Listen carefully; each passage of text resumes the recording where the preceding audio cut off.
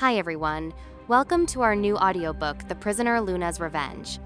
I really appreciate it if you could subscribe or liked the video. It helps me a lot. The novel of the same name is also available on Amazon Kindle.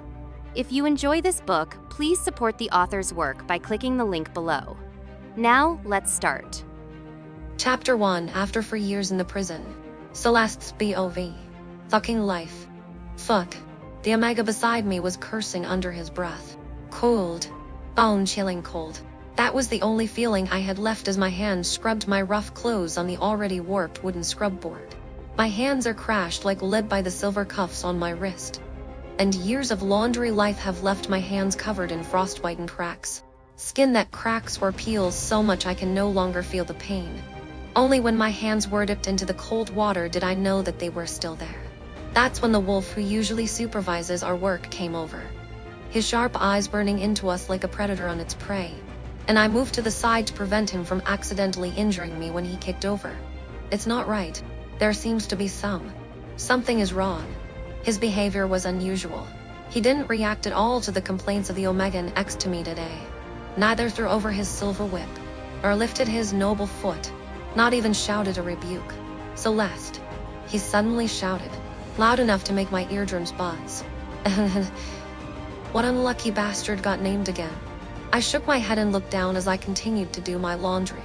Celeste, he called out again. I was stunned, the shirt in my hand slipping from my frozen fingers and back into the bucket. Celeste, it's me. I've forgotten. For years. And no one in this prison will be called by that name. It was always, you or Prisoner 12. I froze mid-motion, the tunic slipping from my frozen fingers back into the bucket. He never addressed me by my name. It was always you or Prisoner now. 12. My heart skipped a beat. Not from hope, no. I've learned not to hope, but from the unsettling feeling that something had changed. Celeste, Alpha James has sent someone to pick you up. Come here, he added, his tone almost obsequious. I blinked, trying to comprehend his words. For a moment, I stood motionless, unsure of how to react. Was this another cruel joke? Another punishment disguised as mercy? My fingers clenched the edge of the bucket as I searched his face for any hint of the truth. Don't make me repeat myself, he snapped, though his voice lacked its usual venom. I put my clothes in the bucket and slowly stood up, holding onto the barrel, having squatted for too long. My legs were completely numb and trembled with every step. The worn-out straw shoes were mixed with mud and water, exposing my toes, so I could only shuffle along. It's been 4 years, our years. So long. Who will still think of me? Who would still want me? He helped me remove the silver shackles from my wrists and ankles, and instantly I felt lighter all over. I gathered my hair like dead grass.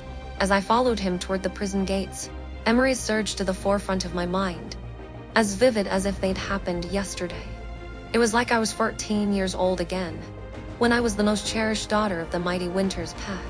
My parents know, as the only feeling I had left is my hands. The Honorable Alpha James and Luna Victoria watched me with adoration and pride. I'd learned to walk beneath their watchful eyes, performed my first moon ceremony by their side. For years they only feeling I was their treasure, their daughter in every sense that mattered. Until one day, everything shattered. The truth came out when the dying maid confessed under her breath that she had switched Scarlet, Alpha and Victoria's own daughter, with me. Since then, I've fallen into hell. My parents wept with joy, genuine joy, when Scarlet was returned to them. And me, I was reassured with hollow words. You're still our daughter, Alpha James had promised. I'd believed him. I'd clung to those words like a drowning wolf clings to driftwood. But when Scarlet broke King Alpha's daughter's sacred moon crystal and framed me, their actions spoke louder than any words. When Scarlet's maid came forward to lie and accuse me, my so-called parents and brothers acquiesced in her behavior by remaining silent. Knowing the truth, it was me who wore the chains. Me who felt the Alpha King's wrath. Me who was dragged to Moonshadow Prison, discarded like I was nothing. I was only 14 years old. The next 4 years were like a nightmare from which I would never wake up. The endless physical work, the whippings that came at random, with the only feeling I had left as my hand. The ill will of the slaves around me for no reason. the endless variety of torments that destroyed my otherwise healthy body. In the months leading up to my 18th birthday, I had my wolf, but silver cuffs and a silver whip left my barely awakened coyote, Faith, too weak to keep in constant contact with me, making only faint whimpering noises. And most of the time she couldn't speak. I swallowed the bitterness that welled up in my throat as I walked out of the prison gates. For years of suffering, Python trying to survive on Scarlet's behalf had culminated in my release. But they call that lucky. Luck is a cruel joke. There, waiting just beyond the gates, was Lucas. My lungs seized. Lucas Winters, my brother and everything but blood. The boy who once chased me around the estate, ruffling my hair and teaching me how to defend myself from bullies. The same boy who later took a whip to my back in the freezing snow. His face cold and unyielding as he punished me at Scarlet's behest. Celeste. His tone was calm, but his emerald eyes carried something familiar. Regret? No, regret had no place between us now. Grandmother misses you, he said softly, as though the words might heal the gaping wound he'd left in my heart years ago. The Alpha King pardoned you because of your age. Come home. Home? That's your home. Not mine. Not mine. I sneer inwardly. The Celeste of old might have taken him at his word, but not the prisoner of number 12 now. I curtsy, my face expressionless. Thank you, Alpha Heir, for your forgiveness. Also please convey my gratitude to the respected Alpha and Luna. My voice was cold and distant. Shock flickered across his face, quickly replaced by irritation. What do you call us? You should call us father, mother and brother. You're still their child. You shouldn't. A sharp laugh escaped me, unbidden and bitter. Their child? The words burned as I said them. How many times in the past 4 years have I begged the moon goddess to let my parents rescue me, even if it was just to look at me? No, not once. I got nothing. His jaw tightened. Don't speak to me like that. I dipped into another shallow bow, the mockery and the gesture unmistakable. My fault, future Alpha. The tension crackled between us like a live wire. He visibly wrestled with his next words before turning toward the car. Fine. Don't keep grandmother waiting too long. His voice was clipped, but beneath it, I thought I heard worry, or was I imagining it? Lucas's long strides quickly carried him to the sleek car parked a short distance away. I followed hesitantly, my weakened, malnourished body barely able to keep up. Each step was agony, but I refused to ask for help. Not from him, not from anyone. By the time I reached the vehicle, my legs felt like lead. I instinctively moved to the back seat. I suddenly seemed to hear the distant echoes of Scarlet's voice mocking me. You're not worthy of sitting next to Lucas, she'd hissed as children years ago, a silver whip in her hand. The memory tightened like a noose around my lungs. Sit in the passenger seat, Lucas ordered, his tone shook. No, I said firmly. My voice wavered. I forced myself to stand tall. I'll sit in the back. His patience snapped. Why? Are you unwilling to come back? What are you aggrieved about? His hand tightened on the car door as his temper flared. I flinched, led bored, but his anger only grew. Scarlet suffered for 14 years because of you. He spat, his voice shaking with fury. You've only suffered for years for her sake. What gives you the right to feel wronged? The words hit me like a whip across the chest. My heart sank. The numbness I'd cultivated for years cracking under the weight of his accusations. His hand clenched, and without another word, he slammed the car door shut and climbed into the driver's seat. Walk if you're so unwilling, he bit out before driving away, the tires kicking up icy slush that splattered onto my already worn clothes. I stood there, trembling not with anger, not even with sadness, but with something far colder and deeper, resignation. When the taillights of Lucas's car disappeared from view, I forced my legs to move.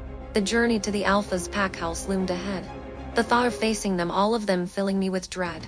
My body, weighed down by the silver cuffs, felt a sharp pain in my body with every step. My prison shoes offer me no protection, much less slip resistance. I could barely feel my toes when my feet hit the snow. If I wasn't careful, I slipped on the snow and my foot was cut by a sharp rock, blood dripping onto the snow. When I finally struggled to stand up, a car pulled up in front of me, swirling snowflakes in my face. Then, as the only feeling I had left, a car pulled up in front of me, cutting through the swirling snow like a shadow come to life. The passenger window rolled down, and a familiar voice called out, "Celeste." My wolf teeth, very weak from the silver cuffs, seemed to move a little. I felt my knees weaken as I looked up, my breath catching in my throat. There he was, larger than life, his sharp ice blue eyes piercing me even from the distance. Alexander.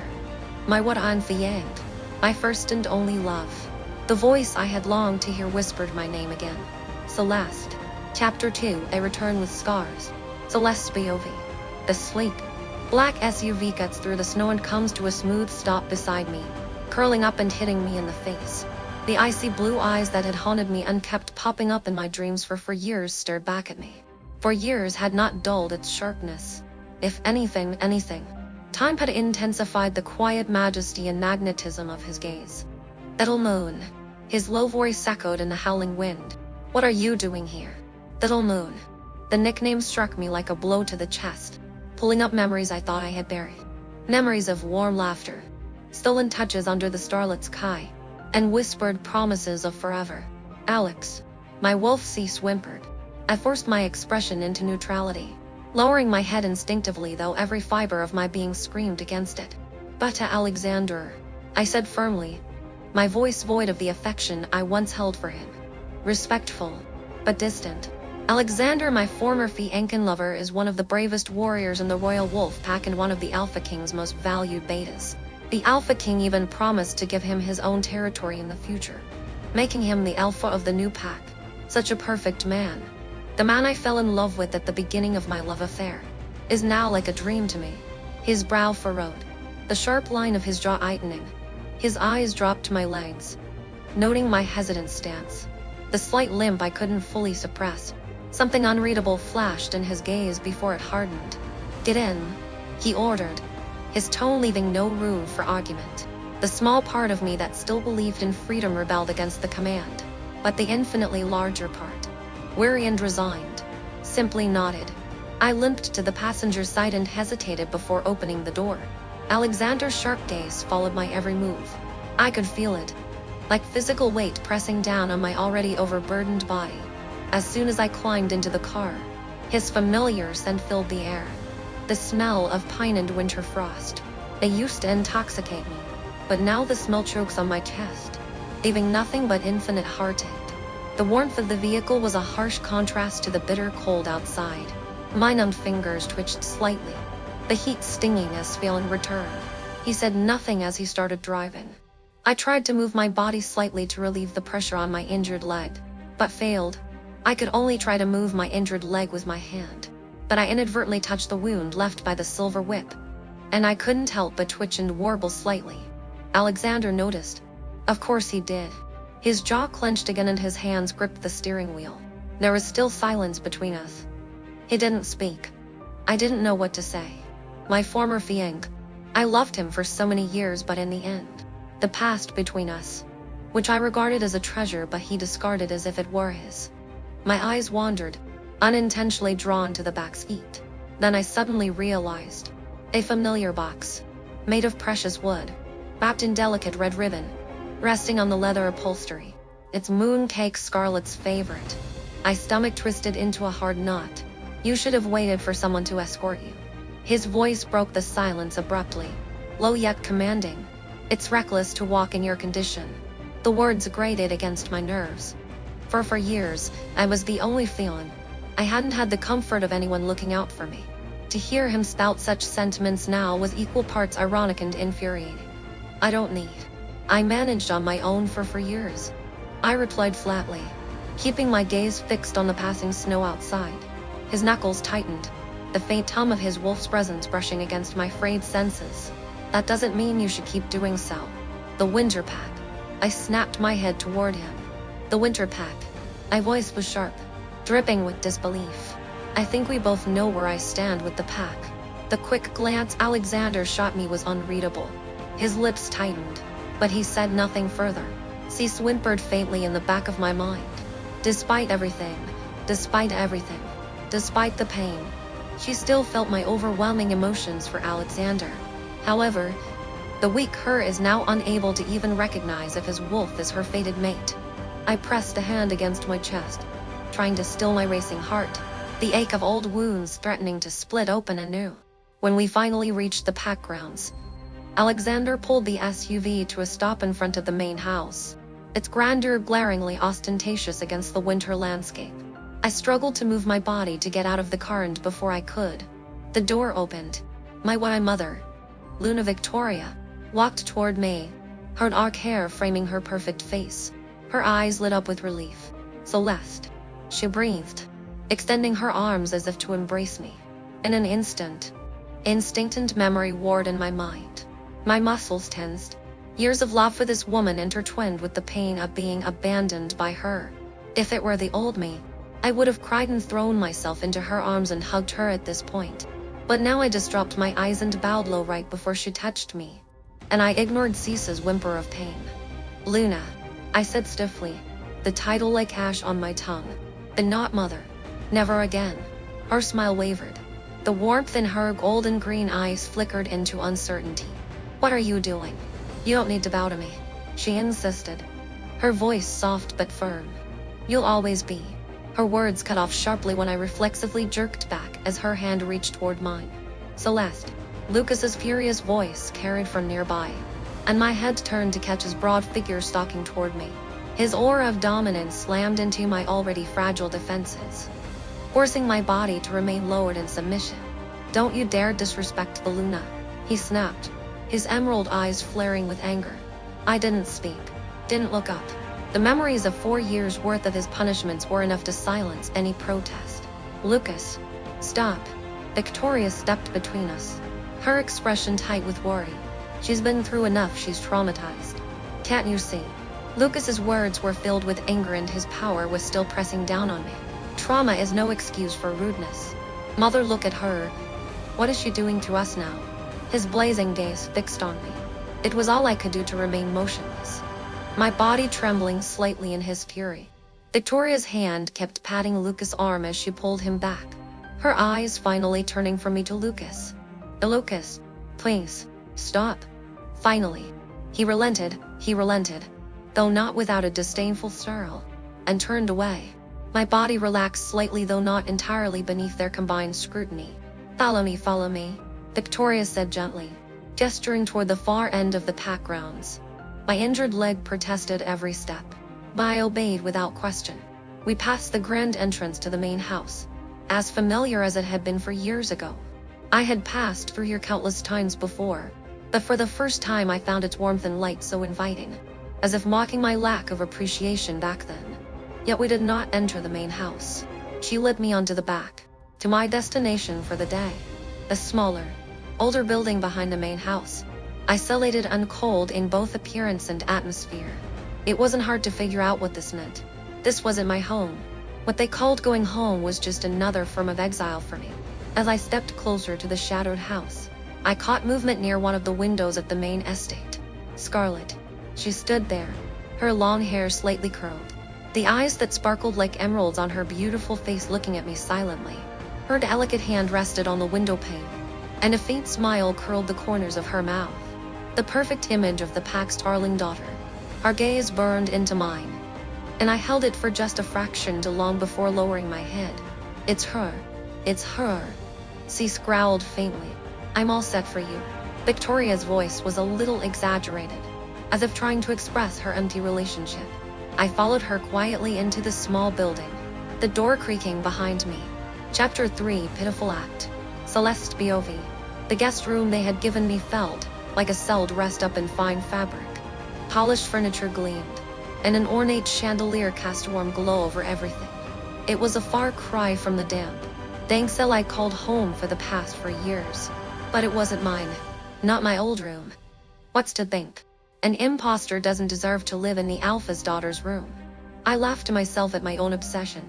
I walked over and sat on the edge of the overly soft mattress, my hands clutching the thin wool blanket that was neatly spread over it. The soft ticking of a nearby clock fills the silence, each tick reminding me of my current situation. I recall my old room, full of life and vigor. The walls were painted silver and white, the color as soft as moonlight because of the addition of moonstone. The shelves on either side were filled with books on various aspects of wolf history. At night, moonlight shines through the large windows, illuminating the lush moonflower garden outside. My favorite moonflower blooms only during the full moon, its petals glowing faintly against the night sky, its essence empowering the wolves and heightening our instincts. That garden had been my playground when I was happy, my refuge when I was sad, but now it was Scarlet's, all hers. Now I was surrounded by winter roses, dying ones, out in the small, lifeless yard that this guest room faced. Forlorn bushes swayed lightly in the wind, their withered petals fanned across the dirt like whispers of long-lost beauty. It was fitting. The girl who once lived in that garden full of moonflowers was the darling of the entire pack, once cherished by all, loved by all, respected by all. But now, that girl no longer exists. There was also a beautiful rose-colored gown on the bed, once my favorite color and style. But I just picked it up and looked at it, folded it and put it back. A knock on the door startled me. I stiffened immediately, my body instinctively bracing for anything. "Come in," I said, my voice sharper than I intended. The door creaked open, and in walked a wolf, silver hair cropped short, sharp gray eyes, and a stance that screamed an elite warrior. The winner's insignia was stitched crisply onto her black uniform. "You're Nina, correct?" I asked, already knowing the answer. My gaze narrowed. She nodded, her movements precise. "I've been assigned to assist you, Miss Celeste." Assist? No, this wasn't assistance. This was surveillance. I could see it in the way her eyes flicked over me, memorizing every detail, noting the angle of my shoulders, the tension in my posture. If Lucas had sent her, it wasn't without purpose. "That's very kind of you, but I don't need help," I said curtly, folding my trembling hands in my lap to hide their weakness. Her expression didn't waver. "My orders are to remain with you." Her voice was steady, neutral, even, but I detected the sharp undertone of duty. It wasn't about what I wanted, but what Lucas demanded. Cold fury sparked deep in my chest, but I held it back. Arguing with her would only waste my energy. "So what? You're here to report everything I say and do back to my dear brother?" Something flickered in her eyes, surprise. It was gone before I could tell. "I'm here to ensure your safety," she replied evenly. I laughed bitterly. Safety? No one had ensured my safety when I begged for help in that prison, when the icy silver chains burned my arms, when my wolf whimpered and shrank under poisons designed to cripple her. My wolf stirred faintly, whimpering beneath my skin. She was too weak to snarl or protest. I met Nina's guarded gaze, letting my violet eyes shimmer faintly under the room's dim light. "Fine. Do your job. But don't expect gratitude." Her lips quirked slightly, a grim sort of acknowledgement before she stepped aside and gestured to the door. "The elder is waiting to meet you." "Grandmother." A pang of longing swelled in my chest. But before I could say anything, I caught something else. Heavy footsteps approaching. Lucas. He stormed through the open doorway, his presence an immediate assault on the room. His jaw was tense, his green eyes blazing with impatience or anger. Likely both. My stomach churned. "What is this?" he demanded, his voice sharp. His emerald gaze raked over me, narrowing at my worn, fried prison uniform. "You're going to see grandmother like this?" I clenched my fists, my nails sticking faint crescents into my palm. "This is where I have. You're doing this on purpose," he hissed, stepping closer, his wolf barely restrained beneath his skin. His golden energy radiated, oppressive and suffocating. "Excuse me," I said flatly, standing my ground despite the tremble in my legs. "Don't act stupid," Lucas snapped. "It's a manipulation. You're trying to wring sympathy out of her, out of all of us." Everything inside me twisted. A manipulation? Him, of all people, accusing me of manipulation? After everything I had left. "Careful," I warned. My voice tightened low, but he didn't stop. He loomed closer, the heat of his frustration building in the already tense room. "Do you think this pitiful act makes you righteous? That it erases the fact Scarlet suffered for you? That—" "Stop," Nina interjected firmly, stepping between us. Her movement wasn't aggressive, but there was strength in her stance. It was too late, though, was the only feeling. "Celeste," How dare you? Overwhelmed by Lucas's alpha power, my wounded wolf reacted instinctively to his power. Despite hurt Adder's soul's attempts at defense, it quickly succumbs to the power of Lucas' wolf. Lucas' impact was so strong that I tried to stagger back, but soon my knees gave out and I lost feeling in my legs before I could react with protection. I flopped heavily to the floor. Pain instantly hit my entire body as my already weakened cold floor. My hands trembled as I held onto the floor in an attempt to get myself up.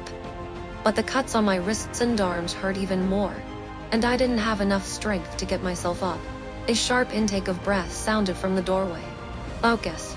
Victoria's voice sliced through the charged air like a whip. She pushed past him, her eyes wild with fury. "What are you doing?" she demanded, kneeling beside me. "Mother, look at hers. She has been in such a refusing attitude since she came back. Are you okay?" "Celeste." She looks at me with concern and offers me her hand, but I quickly twist away before her hand touches my arm. My heart was pounding and my breathing was rapid and uneven. "You see, I didn't lie. Did I?" "Mother, she's always had that attitude," Lucas exclaimed. "Shut up, Lucas." Victoria chided her. "Celeste, why haven't you changed into your new clothes yet?" Victoria asked, her voice soft but urgent, a sharp edge to her gaze in addition to concern. I stilled. My chest tightened painfully as anger and humiliation boiled beneath my skin. She wanted answers. "Fine. The clothes you prepared for me are not my size. They are all too small. The sleeves too short to cover these," I replied calmly. I rolled up my sleeves. The breaths in the room collectively stopped. Silver scars crisscrossed my arms, the burns angry and jagged even after all this time. "What?" Victoria started, her hands trembling as they hovered over my scars. The venom lingered beneath my skin even now, dulling my wolf's ability to heal. The lines shimmered faintly, that was the only faintly unnatural undalien against my skin. I didn't say a word. My silence spoke loud enough. Tears welled in Victoria's eyes. "No wonder." Her voice broke. "No wonder you flinch away." Her pain cut into me almost as much as the silver chains once had. But I long stopped feeling sympathy for her misery. Scarlet gasped behind her, the sound loud and dramatic. "Why would they do this to you?" Scarlet's voice trembled. Perfectly measured, perfectly false. I stiffened, refusing to look at her. "Why?" she asked again, louder this time, as though she was truly horrified. "Why?" My voice was bitter, the sarcasm in it sharp. "Because I broke the sacred moon crystal." The room seemed to hold its breath. Even Lucas, always so quick to speak, stayed silent. Or so the Alpha King's daughter said. I continued, casting a sharp glance at Scarlet. "And for breaking it, they chose to punish me this way. Prison wasn't enough. Apparently." Scarlet pressed a delicate hand to her lips, her green eyes shimmering with tears as she bowed her head. She looked like the picture of regret, shoulders slouched in self-pity. But I saw it, that flicker of satisfaction in her gaze before she lowered them. I wanted to laugh. Chapter 4, Playing for Sympathy. Celeste's POV. I struggled to support myself with my hands and stood up, holding onto the doorframe. Just as I exerted myself, my prison uniform slipped off again, revealing my arms covered in silver scars. I don't know if it was the sarcastic grin I didn't hold back or the silver-marked arm that spurred him on.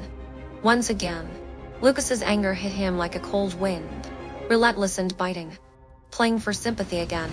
His words came out sharp, golden green eyes flashing. "First you refuse to change clothes, then you make a show of these scars. And now I hear Alexander had to bring you here because you were wandering in the snow." I leaned against the doorway, feeling exhaustion sink into my bones. My legs barely held me, every muscle trembling. My wolf, too broken to do anything else. I let out a soft, submissive whine. It was the only feeling I have left, curling back inside me. "Why didn't you mention these injuries earlier?" Lucas snapped. "Why make Alexander drive you here if not to manipulate his sympathy?" I forced myself to meet his gaze, even under the weight of his anger. My lungs tightened, but I refused to lower my head. "Not now. Not again. You didn't give me the chance," I replied quietly. "You left me at the prison gates." His jaw clenched, the muscles ticking under his skin. I could see the conflict in his eyes. He wanted to lash out, To make me fold. I didn't. Then you should also know where you are now, he said through clenched teeth. I exhaled, steadying the whirlwind inside me. Would you like to know how the guards at Moon's Shadow Prison made sure I understood my place? My voice was calm. Too calm. It seemed to make him pause, his glare sharpening further. Victoria shifted beside me, her soft gasp audible even over the crackling tension in the air. Lucas didn't move, though his body tensed further, and a flicker of discomfort crossed his features. I didn't wait for his response.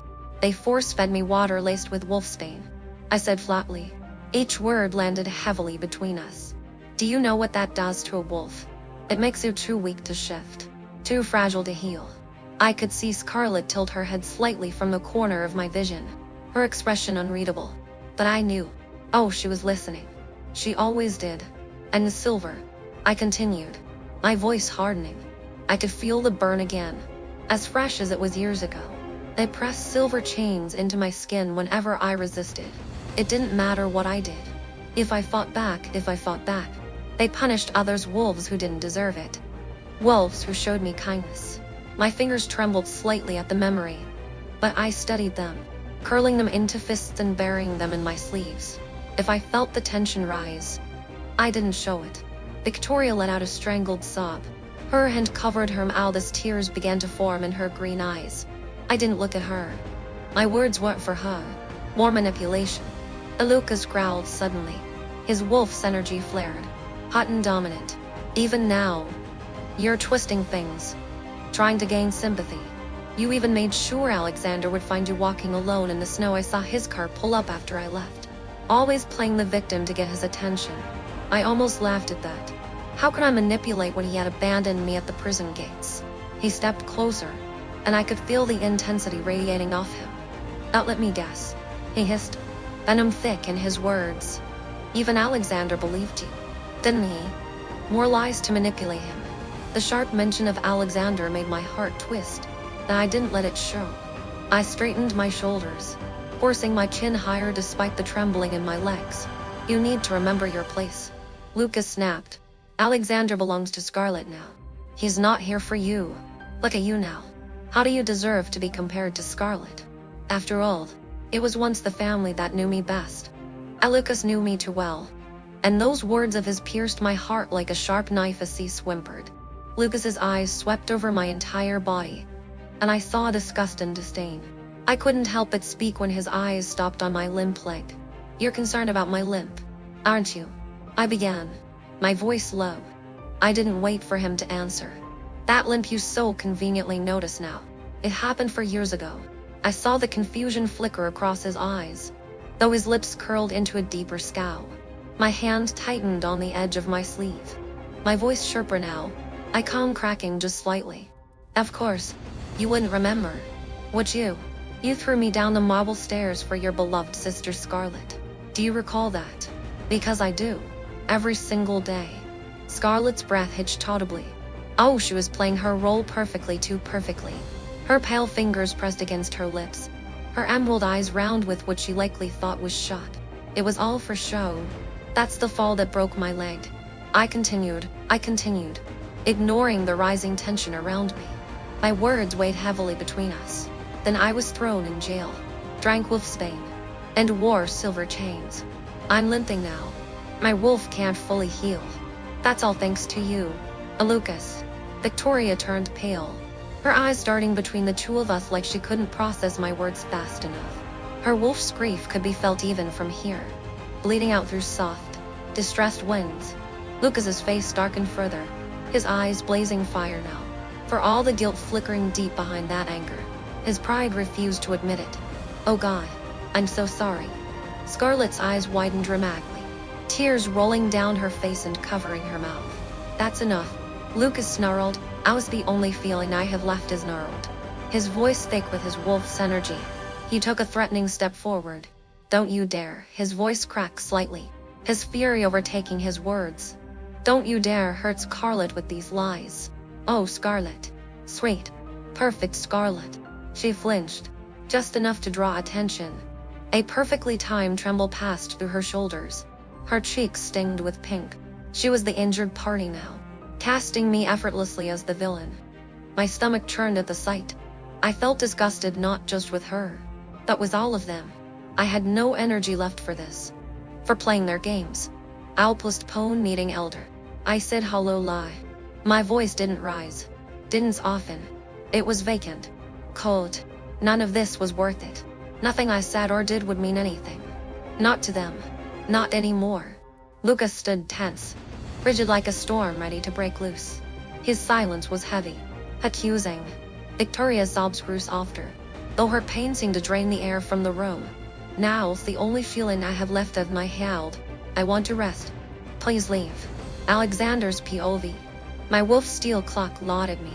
Rest glistened and raged as I stood just beyond the shadows. My hand tightened around the narrow neck of the bottle, the medicine inside sloshing gently as my grip involuntarily shook. I had come here for Elder. For something as simple as delivering this bottle, but now I stood frozen, silent, witnessing something I never should have seen. Celeste's voice had cut through the hallway like it was laced with silver itself. I could feel every ounce of her pain, every crack in her defenses. It was there, clear as day, though no one else seemed to notice or care. Steel Claw growled, a deep, low rumble that vibrated through my entire being. He hated this. The scent of her pain mingled with bitterness and anger in the air. My jaw clenched as Lucas snapped at her again. His careless words only fueled the rage burning deep inside of me. How could he not see it? The weight of what she carried pressed into the room, suffocating anyone who dared look too deeply. Every word she spoke destroyed me. She carried scars I could only guess at. But now she spoke of them plainly. Of Wolfsbane, silver chains, and Lucas. I couldn't stop myself from bristling when she threw that at him, the limp. His hand breaking her wolf's body. Steel claws urged. My nails pressed into the wooden frame. Why would no one protect her? Why did no one stand at her side? Scarlet made a sound. Feigned innocence dripping with deceit. My teeth ground together. I fought to keep my stance steady, the bottle cool against my palm. And then, she turned and walked away. Even weak, even frail. She left behind nothing but silence and the heavy weight of her pain bearing down on every corner of the hall. When Lucas turned on me, his molten green gold glare landing like a spear. My patience was gone. You're here again. His words were barbed with suspicion. I didn't flinch. My expression didn't crack. Delivering medicine for Elder, I replied. My tone clipped. He didn't bother to hide his distress. And it had to be now. Steel claws urged again, his disdain reflecting my own. Forcing my voice to maintain its calm, I matched Lucas's sharp gaze head-on. Unless you'd like to explain to Elder, I said, my tone flat as ice. Why she can't have the medicine she asked for. Chapter 5 Reject the Remedies. Alexander's POV. Apparently my words about Elder's medicine didn't sit well with Lucas. His emerald eyes glittered gold, and the energy of his wolf blood blade hit me hard, searing and sharp. Why were you really at the prison gates? He growled, his voice slow, seething with barely contained menace. You should have been with Scarlet, your intended mate, not rushing to Celeste's side. I didn't flinch. My stance deliberately relaxed. Steel Claw hummed quietly within me, his energy icy, steadfast. What exactly are you accusing me of? I asked, my tone measured, almost casual. You shouldn't have shown up at the prison gates today. I'm not stupid, Alexander. Lucas grimaced. But not only did you show up, you showed up at just the right time to smoothly get her into your car. It's because you left her at the prison gate that gave me the opportunity to get her in my car. Lucas' words made me want to laugh. You gave me that chance. Bro, don't play dumb with me, he snapped, taking another furious step forward. For years ago, you chose Scarlet, and now all of a sudden you want to play the hero? The accusation stung, but I kept my expression neutral. Interesting words from the brother who threw her down marble stairs. His face twisted with rage. You dare? I dare because I watched you break her. I cut in, my voice sharp as ice. And now you pretend to care? With your healing stones and remedies. Alexander, what the hell is wrong with you? When the pack arranged a mate contract between you and Celeste in the past, she was so fond of you and always clung to you. But you were indifferent to her. Now you've become Scarlet's being, and you've started to pay attention to Celeste. I warn you, I warn you, I only have these 2 sisters. Don't force me to break our friendship." Upon hearing this, I scoffed and looked up at Lucas, full of mockery. "The way you say it now makes it seem like you care so much about Celeste. He is truly hypocritical. The one who cruelly salted Celeste's wound is him." My wolf growled to me. My words choked all of Lucas's anger in his throat. He silently stared at me, and after a long while only uttered, "Don't forget, 4 years ago you were also there and did not help her. She hated me. And she also hated you." "I know." I silently lowered my eyes. "The snacks I prepared for her in my car. She didn't touch them. She hasn't even touched the water and medicine I prepared for her in the car. I think that if she didn't want to come back and see her grandmother today, she wouldn't even get into my car." "What does she call me today?" Berta Alexander is polite but impersonal in that way. Never before has she called me that. To this thought, my heart sank even more. She used to love me so much. When I was discussing business with Lucas, she would sneak glances at me, no matter how angry I made her. As soon as I showed her the slightest kindness, she would immediately come to me in a cheerful mood. Lucas is still losing his temper. Those prison guards are a bunch of scumbags. No matter what, Celeste is still the daughter of the Winter Pack Alpha, and our pack is one of the strongest under the Royal Pack's jurisdiction. How dare they be so cruel to my sister? Even if it's the Royal Pack Princess Order, are they really without any scruples? Next, Lucas glared at me. "Did you bring the battlefield medicine you used?" "My medicine is specially made for warriors at the treatment center, and it works exceptionally well." "No," I replied coldly, but still took out a medicine box from my chest. But she twisted her ankle. "This box of medicine should work." Lucas snatched it away. "Thanks." After saying that, he turned and left. Once clear of Lucas's sight, I retrieved a calm stone from my pocket. Pressing the smooth lapis between my fingers, I activated it. "Cain is the only scaling I had left as my hand," I said firmly when the link opened. "Alpha," came the sharp, clear response on the other end. "Gather the warrior's herbs, the ancient remedies," I instructed briskly. "Celeste's burns require old methods." "Understood," Cain replied. No hesitation. The calm stone aimed in my hand as I ended the link, closing my fist around it. I inhaled deeply against the rising frustration that threatened to color my thoughts. Steel Claw growled faintly within me, pacing silently in my mind. Neither of us could shake the images burned into memory images of her scars. Her cold, stubborn refusal to lean on the mercy of anyone. It didn't matter how many times the fragments of blame shifted between Lucas, Scarlet, or even Celeste herself. None of them mitigated the hollow ache lingering between my ribs. Celeste's POV. Nina's hands moved with care, her fingers delicate as they smoothed the cool salve across the raw burns on my arms. But even her gentleness couldn't lessen the sting where the salve met torn skin. I clenched my jaw, refusing to wince. Pain was familiar, constant. Nina's sharp gray eyes filled with unshed tears as they flitted over my arms, her lips trembling faintly. She kept working, though her voice cracked when she finally whispered, "These burns should have killed you, my lady." Her tears didn't move me. I kept my gaze steady, fixed on the dying winter roses outside my window. "Stop crying," I said flatly, the words sharp and unmoved. Nina faltered briefly, but she resumed her work, her jaw tightening to keep more emotion from spilling out. The salve went on in light layers, its cooling touch blending with the faint tremor in my arms. Golden light from the weak dawn filtered through the curtains, casting long shadows over the small table nearby. Eventually, there was a knock at the door, breaking whatever fragile quiet had settled between us. Nina's head jerked toward the sound, and then, quickly, she rose to her feet. The door creaked open, and items were passed inside. Nina returned with them in hand, a bundle bearing Lucas's scent and a small bottle containing the scent of dried herbs and Wolfsbane. I inhaled sharply, bitterness curling under my ribs. "Set them on the table," I instructed, not even bothering to glance their way. Nina followed my command, placing the items carefully down, her hands reverent but uncertain. She glanced between the bundled remedies and me. I stared at them for longer than I intended. My fingers flexed faintly at my sides, trembling beneath the memories of each silver burn that radiated pain up my arms even now. A bitter laugh escaped me, cold and hollow. "Take them," I said finally, my voice a sharp blade cutting through Nina's hesitation. She froze, surprise flashing through her expression. "My lady," she asked hesitantly. She hesitated to reach forward. "You heard me," I bit out, my tone colder. "Hush her." Nina's mouth opened, perhaps to protest, but she closed it quickly, hiding her doubt. She shifted silently, waiting for some turn that wasn't coming. My wolf stirred faintly inside, a weak, faltering growl rising but quickly silenced. I didn't reach for the healing remedies. I didn't want them.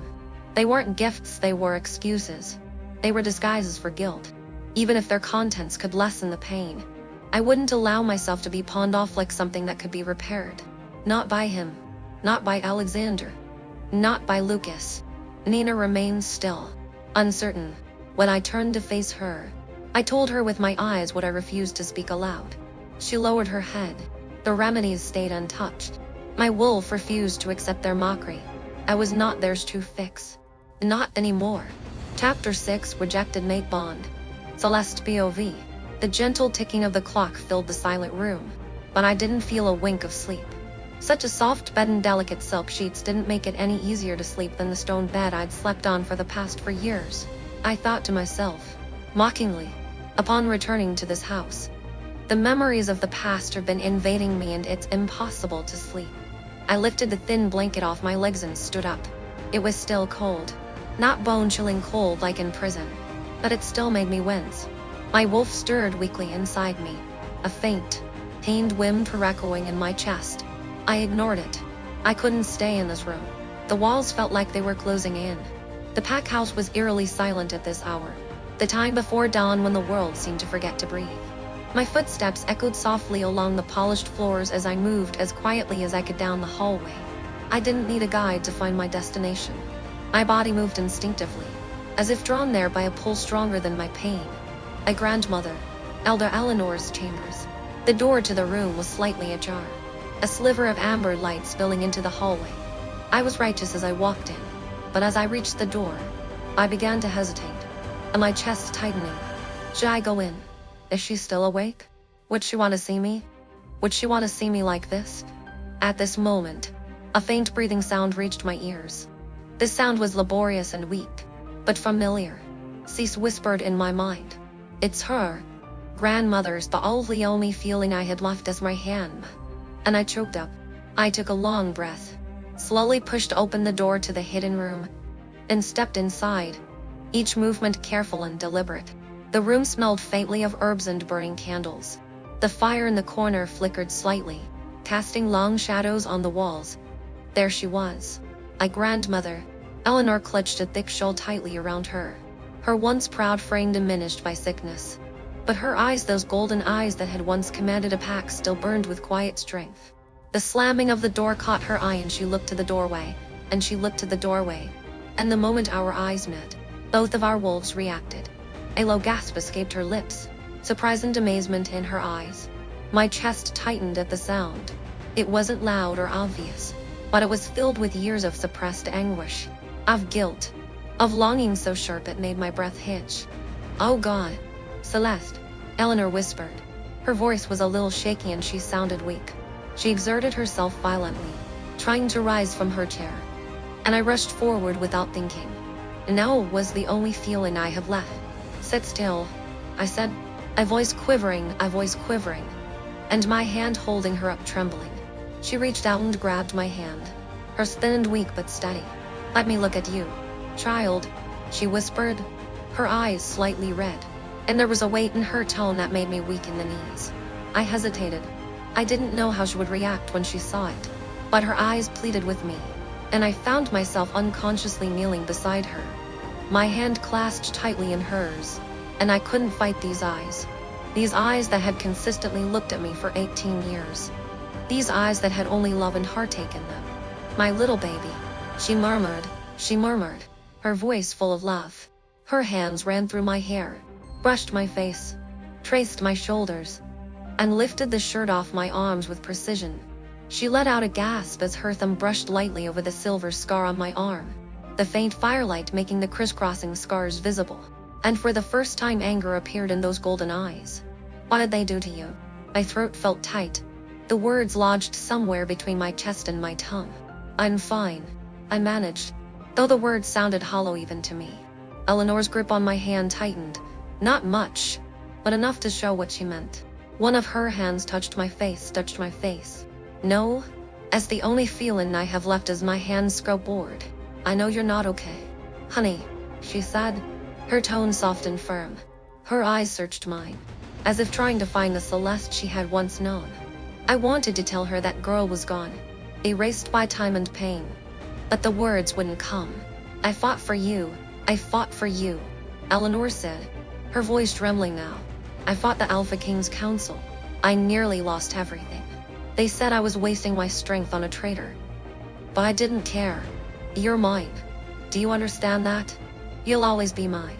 My chest ached, a deep, sharp pain I didn't know how to process. I nodded slowly.